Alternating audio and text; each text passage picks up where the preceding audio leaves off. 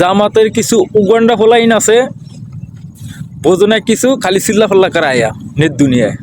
আর পাগল তোরা যে বলছোস যে সরবনালারা মুনাফিক, ঠিক আছে, তারা ইসলামিকের 10 দল ঐক্য নষ্ট করতে চায়, ঠিক আছে, তাহলে আমি বলবো ঠিক আছে, তো কথা ঠিক আছে, তারা যে ঐক্য নষ্ট করতে চায়, কিভাবে ঐক্য নষ্ট করতে চায়, ঠিক আছে, তারা যদি তাদেরকে যে 35টা আসন দিতে চাস, ঠিক আছে, মানলাম, ঠিক আছে, তারা একটি সিট পায় নাই, তাদেরকে 35টি আসন দিতে চাস, ঠিক আছে, আমি মানলাম।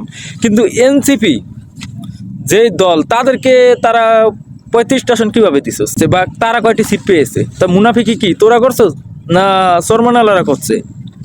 ওনানকার উগন্ডা ফোলা হয়, কথা বোঝস না, খালি চিল্লা চায়নের দুনিয়ায়, ঠিক আছে।